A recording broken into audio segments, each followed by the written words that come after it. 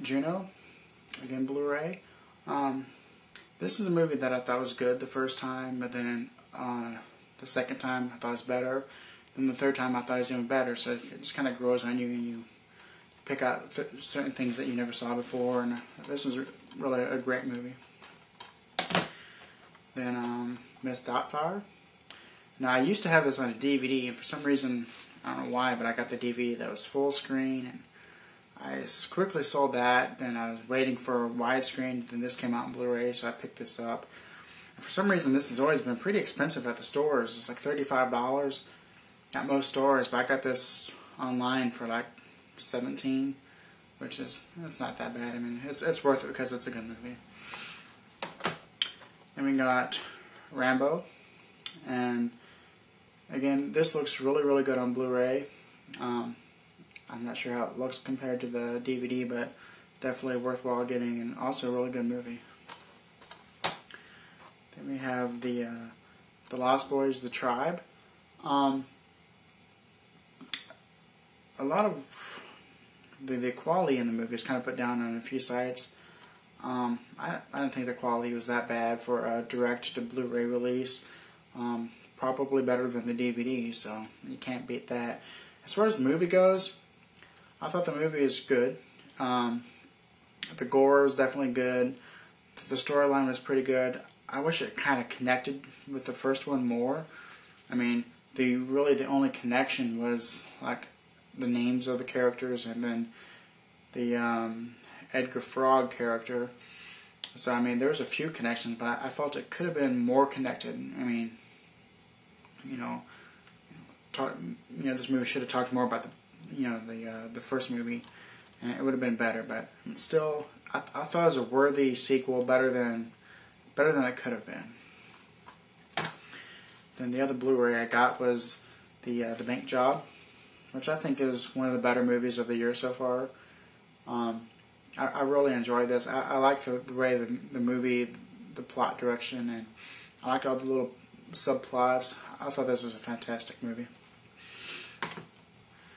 Then we got the Psycho 2, 3, and 4 triple pack. Sometimes these triple packs are good, sometimes they're not, and it's usually the quality of the transfers that's on there. All these transfers are anamorphic widescreen, so this is only $7, so I thought it'd be a pretty good pickup. And then plus, I mean, yeah, 3 movies for $7, plus there's a free movie ticket to go see The Mummy with it, which is a decent movie. It's pretty good. Definitely worth buying. So really, I almost kind of got this for free because I got to go see a free movie at the theaters. So definitely a good pickup that was. Then we got another $2 used movie I got was the Mars Attacks. I thought Mars Attacks was good. I mean, there were some funny moments in it. It wasn't excellent or anything like that, but it's just fun to watch. Just all the different characters and the situations.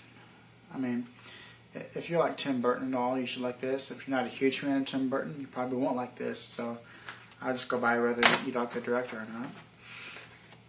And we got a pretty good movie, Rules of Engagement. I'm not huge on military movies or court scene movies, but this is probably one of the better ones. I mean, it's all right. Then we got Before Sunrise, and back in May I bought Before Sunset, so I finally got around to finding this one fairly cheap and buying it because I wanted to watch this one before I watched Before Sunset, and I really, really enjoyed this. I mean, to me, a movie about 2 people talking and having a conversation throughout one night, in most people's hands would be just plain horrible. But the writing in this is really good, and it was never boring at all. The movie just flew through in time. It seemed like it was a half hour long. So I definitely recommend this one and the sequel. Then we have a Ray Manzarek of The Doors. His movie that he directed called Love Her Madly. And this is actually this is a really good movie. I thoroughly enjoyed it. I got kind of scared because the running time on the back of it says 150 minutes. It's not 2.5 hours long. It's an hour and a half long. So I don't know what the mistake on the back of this was. But it's really interesting. Jim Morrison came up with an idea for a movie back in the mid-'60s, told it to Ray Manzarek, and he kind of kept it in the back of his mind for, 40 years, and then he wrote this movie and directed it. And it's kind of a tale about murder and a trio of people who like this girl. And it's actually, I really thoroughly enjoyed it a lot. And also there's some good special features on this too about Ray Manzarek touring Venice. I'm talking about, Jim Morrison a little bit, so it's a really good movie. And we got The King of Comedy. This is a good movie. I really liked it a lot. The transfers look kind of not the greatest. I think it could have been cleaned up a little bit more better, but still, it was a really good movie. I always thought this would be like some kind of a movie where there's like you saw comedy acts, but that's why I never kind of really looked, to buying it. But I found it for $4 and picked it up, and it's actually it's not really a comedy hardly at all. I mean, there's many funny parts, but it's more of a drama. It's a good movie though. Then we got The Beatles, A Hard Day's Night. This is the 2-disc collector's series, and this is really a fantastic movie. It's a musical, but it's unlike any musical I've really seen, because I mean,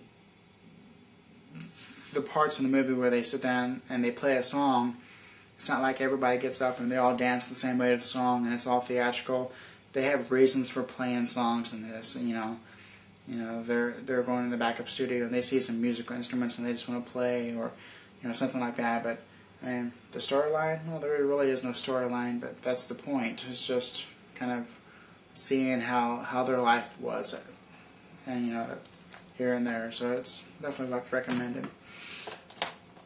Then we got The 36th Chamber of Shaolin. I'm not a huge fan of Chinese movies or Japanese. I don't like these types of movies, these kung fu movies. I mean, I like the action or whatever, but the stories never really got to me. It's like they're never really that interesting. This one is pretty good though. I mean, the first half hour is just kind of, you sat there wondering what exactly is going on, but then when he gets to the temple, it's like you kind of figure out the direction the story's taken, and it gets pretty good. So this is probably one of the better ones. Definitely worth watching if you like the genre. I wouldn't watch it if you don't like the genre though. Then we got the 10th anniversary special edition of Free Willy. This is a pretty good movie. I completely forget the sequels if I haven't even seen them. But this is a pretty good movie. It's just, everybody knows the story. The kid wants to free the whale. But definitely worth picking up if you can find it for cheap. Then we got The Corruptor, another $2 DVD. I picked it up. Chow Yun-fat's good. Mark Wahlberg, I always like him.